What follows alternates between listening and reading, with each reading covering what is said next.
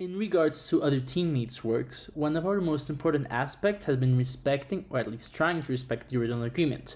We have to be honest, we haven't done it to perfection, in large part because of the nature of things. We don't have enough time, we don't have enough. The priorities aren't exclusively on Mobiles, everyone has their own priorities, especially as certain weeks some other classes have due dates approaching, while Mobiles has a couple days left, so they take priority. Therefore, while we haven't exactly followed it as we wanted to, we have done a pretty good job in being able to have a pretty equal distribution in most cases of work, but also calling out in the best way possible, which we're still working on, when that is not happening, and being able to be responsible for what you're supposed to be doing, and also be responsible for being updated on what's constantly going on within both the sub-teams and the team as a whole. Right now, for the sprint, one of our biggest concerns is getting things done in time in a good manner. As it is week 16, which implies exams and other deliverables, we want to get started as soon as possible and start working so that we have it done within time, and so that after handing in the wiki, there is no need to work any further for the League of Watch. And I will talk about teamwork ethics for the third team. So, for Sprint 4, each one of us chose a different business question to implement and work on his own. However, we still made sure to help each other and communicate our advancements. This way, if someone implemented one type of local memory strategy or was planning on doing it the next day, you would directly say it on the group chat, so that the other would know and implement something else. Sprint 4 is when we really saw the advantages of working with the same team for a long time, as we grew to know each other's strong points. Cesar is great at managing external tools and linking them to Flutter. Goose can make new professional-like designs in the blink of an eye and is great at verifying pull requests, and I'm pretty good at managing Flutter UIs and correcting bugs. That way, rather than blocking on something for a very long time, we directly asked for help and explanation when knowing it was the other field of expertise. That's why, thanks to our great communication and knowing of each other, we were able to be efficient and have results to present, even if our workload was extremely heavy in this period. In regards to the environmental impact of our decisions, there are two key aspects to take into account. The first one is the impact of where our services are located and how efficiently they are run in terms of how much pollution they might be generating, or, if ideally the case, they are reducing it. We must take that into account when choosing where to host, not only by the quality of the service, but also by the environmental impact of each service. Secondly, we also have to take into account that certain reports may lead to more use of applications or taxis that allow users to not walk, which might be damaging for the environment, so we have to also be careful when recommending them to be taking transportation instead of walking, since most of our users would likely be walking.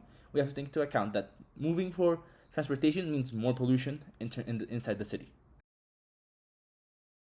That when we have crime reports, we cannot have cross reports that contradict or that say other stuff that the police didn't say. We need to stick to the police version of the stuff that is happening. So we don't need to storage some sort of reports that could lead to correlations or problems with the state, because we need to keep the information accessible, and we need to be clear and pretty serious with the information that we are having, because besides all the problems that could have regarding the society, we could also have problems with the government if we don't share the correct information about security, and if we don't represent all the studies that the police have done.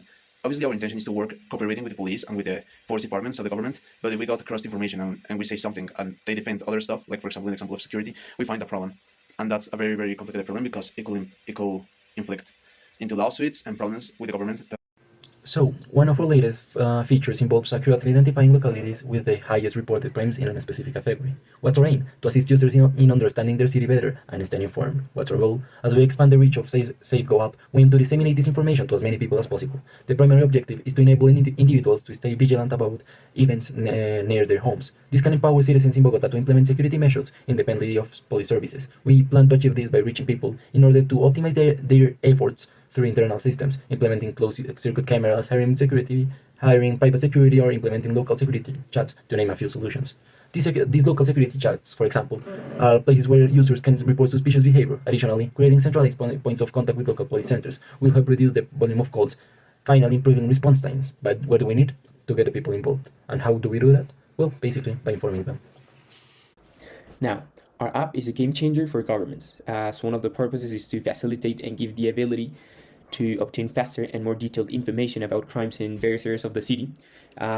This will improve the decision-making of the governments regarding safety and overall improvement of the cities. Therefore, it is crucial to motivate people to use our app, as this will provide a solution needed at the moment, aiming to eradicate this problem in the future. Ethics should always be at the center of everything.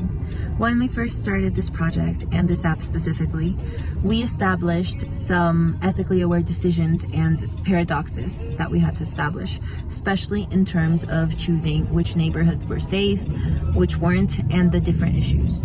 Throughout this project, we have followed these different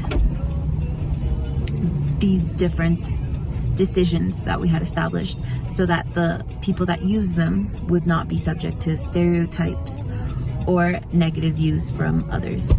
This was taken into account when we took into account the amount of people and users that had put crime reports, and not just the star that they gave them or the type of felony that they reported.